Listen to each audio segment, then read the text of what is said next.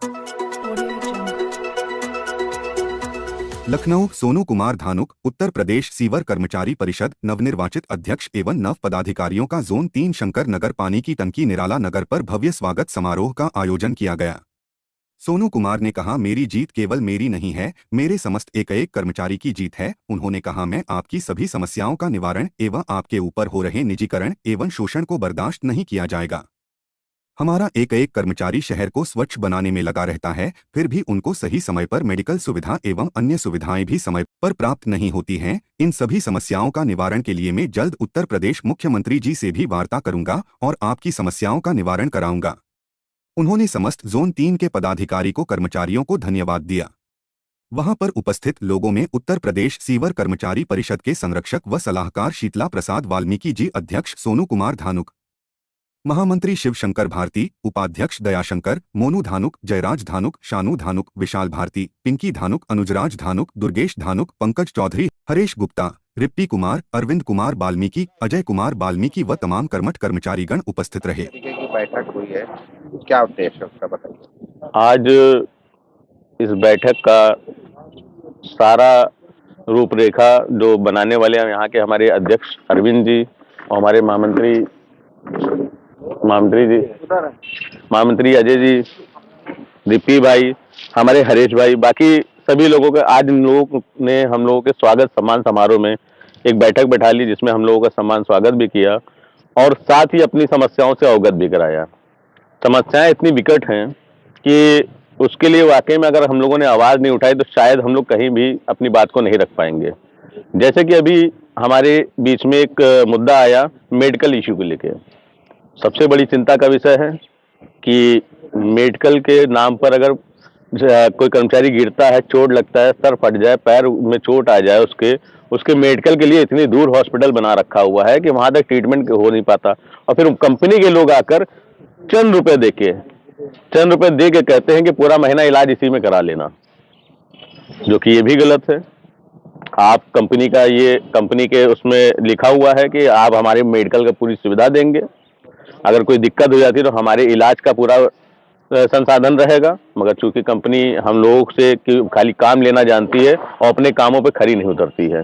मेरा खुला ये कहना है कंपनी के लोगों से, कंपनी के अधिकारियों से कि कर्मचारियों को भेड़ बकरी ना समझें। कर्मचारी अगर अपने पे आ जाएगा तो आप भी लखनऊ संभाल नहीं पाओगे। बाकी मुख्यमंत्री जी से मैं एक निवेदन करना चाहता हूं कि कई वर्षों से हमारे यहाँ ऐसे व्यक्ति हैं, काम कर रहे हैं, जो 20 साल से लगे हुए, जिनके बच्चे कल छोटे थे आज बराबर के हो गए और आज तक उनको किसी भी प्रकार की सरकारी सुविधा नहीं मिल पाई है।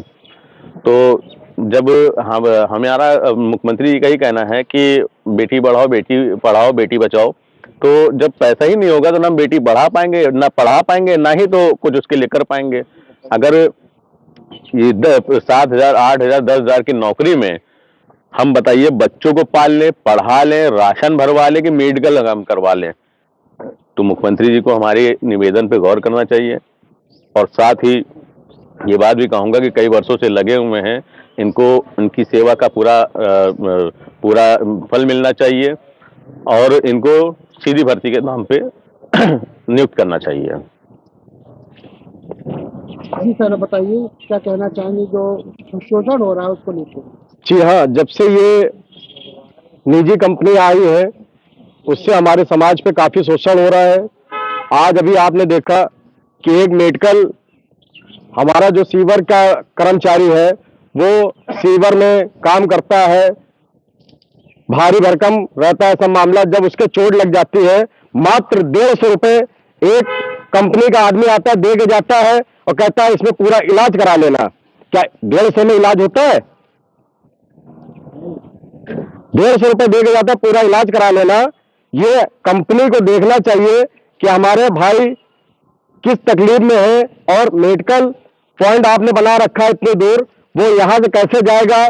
मात्र आपकी 7,000 की नौकरी में 7,000 की नौकरी वो कर रहा है, अपने ना बच्चों को पढ़ा पा रहा है और हम लोगों के साथ इतना बड़ा शोषण हो रहा है। अभी एक कंपनी और आ रही है राम की, वो हैदराबाद की है, वो कंपनी आ रही है और पूरा जो समझ लो दबाव बनाया जा रहा है कि हमारे समाज के बच्चे ना नौकरी कभी नौकर हो पाएंगे, ना नियुक्ति उनकी हो पाएगी। वो उसी 10,000 में गुजारा करेंगे और उनको इसी तरीके से पीसा जा रहा है।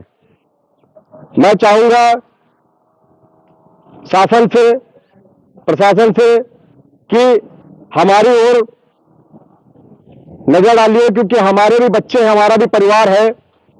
इनके साथ जो विकटता घट रही है इनको भी नजर डालिए, क्योंकि हम लोग ने सरकार को जिताने में कोई प्रयास नहीं छोड़ा। आज जो अयोध्या 22 तारीख को जो दिवाली मनाई जा रही है उसमें भी हम लोग का पूरा समाज, हमारे महर्षि वाल्मीकि जी, उन्होंने राम जी को लाए और आज हम ही लोगों के साथ वाल्मीकि भाई, दानुक भाई, सबके साथ शोषण किया जा रहा है। मैं चाहूंगा सरकार से कि हमारी भी सीधी भर्ती की जाए। मैं आपसे यही निवेदन करता हूं। कर्मचारी एकता जिंदाबाद। कहना यही चाहते हैं कि जो भी हमारे कर्मचारी भाई हैं और जिस प्रकार से इनका शोषण कंपनी द्वारा या विभाग द्वारा किया जा रहा है, तो इन समस्याओं को माननीय मुख्यमंत्री जी ध्यान में रखें और इसका निराकरण करें, क्योंकि 2024 का जो चुनाव है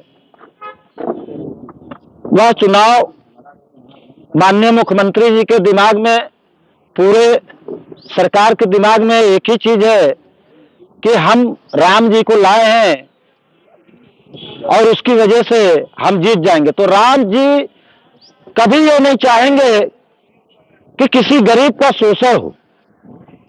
यह सोचना सरकार का कार्य है, डिपार्टमेंट का कार्य है। और हमारी मांगे निरंतर इसी पर चली हैं। माननीय मुख्यमंत्री जी से मैं हाथ जोड़ करके विनती करूंगा कि हम अगर 2024 तक हम कर्मचारियों की समस्याओं का निराकरण नहीं किया जाता है, विनियमितीकरण नहीं किया जाता है, तो मैं इस मंच से वादा करता हूं कि 2024 में मैं भारत से आपको भगा दूंगा। ये कर्मचारी भाइयों का वादा है। लेकिन माननीय मुख्यमंत्री जी सारे कार्य अच्छा किए, गुंडों का सफाया किए, यहां के कानून में सख्ती लाए, लेकिन हम कर्मचारी भाइयों की तरफ कभी उन्होंने ध्यान नहीं दिया। और 2024 में मैं उनका ध्यान कर्मचारी भाइयों की तरफ आकर्षित कराना चाहता हूं। आपकी सोच यह है कि 2% कर्मचारी भाई भारत में है, मगर जरा आप उन पर निगाह डालिए कि 2% के घर में कितने वोट हैं और कितने वोटर हैं, जिसका परसेंटेज आप निकाल करके देखें। आप कंपनियों को दे रहे हैं, मैं समझता हूं कि वो कंपनियों के मालिक आप ही के ठेकेदार और आप ही के रिश्तेदार होते हैं। नाम दूसरों का होता है, काम सरकार का होता है, इसमें कोई दो राय नहीं है। लेकिन जनता मजबूर है कि कुछ कर नहीं सकती है, लेकिन अपना अधिकार तो मांगने का हक हम गरीब कर्मचारी भाइयों को आपसे है, और वो हम आपको लेकर के रहेंगे। चाहे आप विनम्रता पूर्वक दें या आक्रामकता से दें, चाहे हमें आपका घेराव करना पड़े, आपके बंगले पर दरी बिछा करके दिन रात हमें सोना पड़े, अगर हमें अपना अधिकार लेना है तो हम अपने बलिदान देने को भी तैयार हैं। इसी के साथ में माननीय मुख्यमंत्री जी को प्रणाम करते हुए, भारत माता को प्रणाम करते हुए